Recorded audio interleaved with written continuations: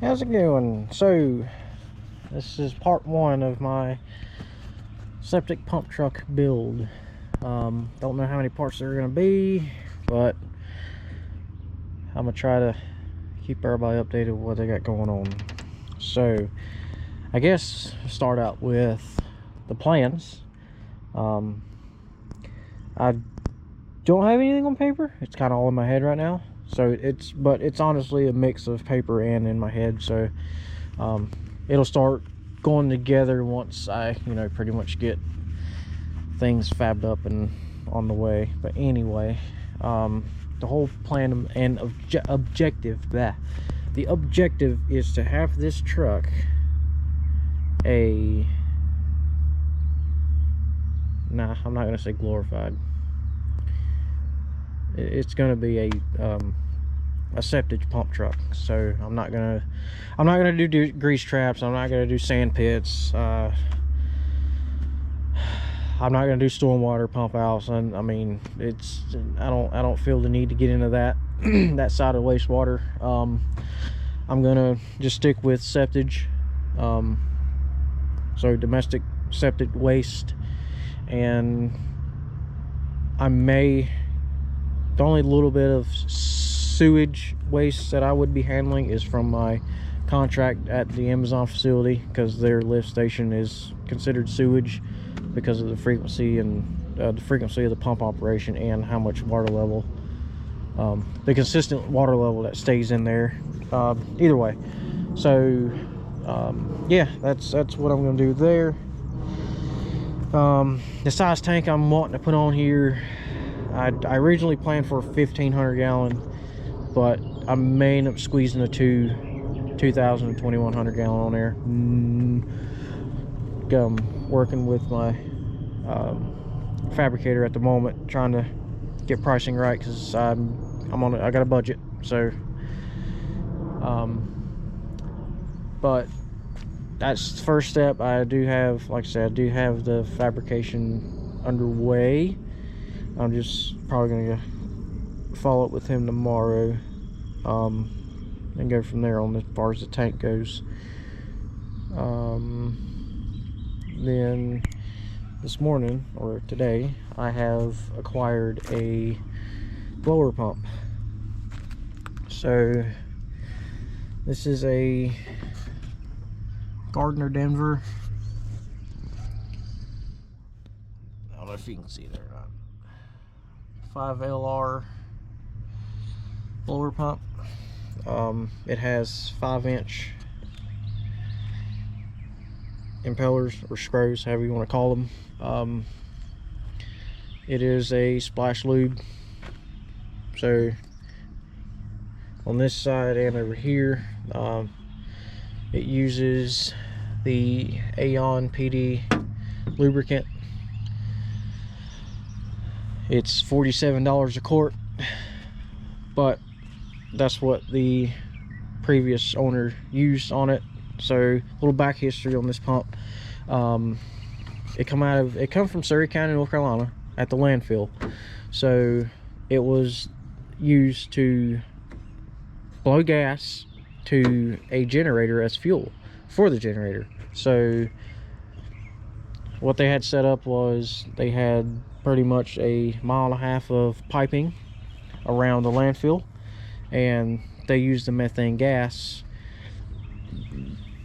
from that to power a generator that was supplying a small power grid for Duke Energy. And Duke Energy pays them for the electricity. It's a heck of a solution there. I thought it was the coolest thing ever. So the generator is a 1600 kW. You can do the math if you want to. 1600 kW generator, and it was powered by a 20-cylinder Caterpillar engine. Yeah, it was pretty big. He let me go in the engine room. I wish I could have took some pictures, or at least just filmed a little bit of it, but I wasn't thinking about that at the time. I was so overwhelmed with what the setup was there. It was freaking awesome. But I know some of you have probably heard of that, but either way, it was the first time I've seen it on YouTube, but I haven't seen it in person. And like I said, it's the coolest freaking setup I've ever seen. Like, I never would have thought of that. But anyway, so I'm gonna pretty much relocate this pump and get it in a safe cover. That way I don't have to, that way it's not sitting out in the weather. I'm probably gonna end up sticking it in the up there in the 48 foot. But anyway, this pump is continuous duty, so obviously keeping blower pumps cool by feeding them air. But this one actually pumped methane gas, which is a flammable gas. This pump actually is considered explosion proof, so it's got a lot more seals in it than your regular blower pumps. So, but either way, I mean, compared to my hand there, you see how big it is. But like I said, it's got 5-inch twin screw impellers in it. And yeah, so I also got, let's see if we get out here. So I also got the coupling for the shaft. Got an additional pipe.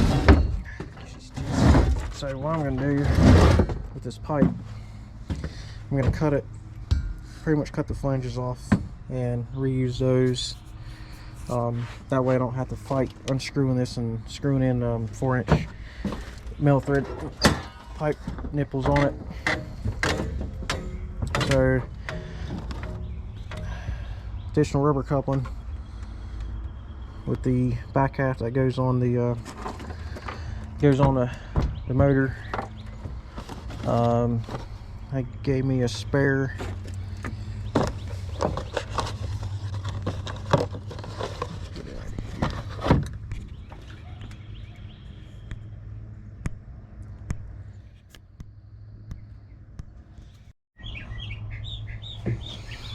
here's the inside. Yeah, you're talking about me and the car seat not yet, but you go get something extra you don't need yet, so you had to. So a spare rubber Lovejoy flex coupling. That's what it's called, a flex coupling. I don't know why I keep forgetting that, but you can kind of see the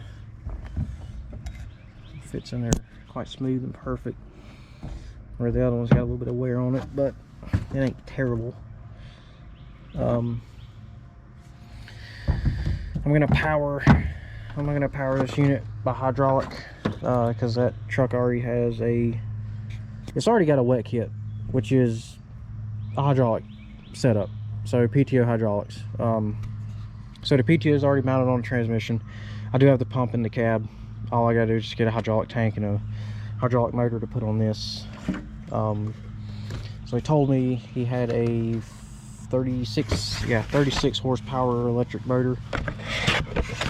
36 horsepower electric motor that was driving this thing. I don't know the RPM he was running it at, but the maximum RPM for the pump is 2,800 RPM. The minimum is 700. It's like high 700s, like 764, something like that. That's the minimum RPM you can spin it and actually have, you know, and be useful. The AA batteries.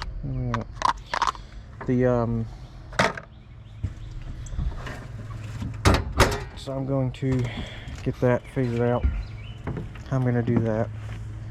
So I need kind of I guess I'll need a high torque, fast speed hydraulic motor. I don't know. It's probably going to cost out a yin yang.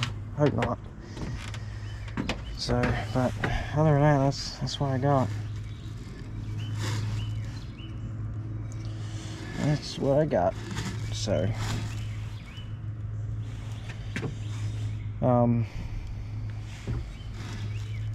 let's see if I can get this off the look inside of it. So yeah, that's what we got. So let's just stay tuned for part 3 and so on and so forth. All right, later.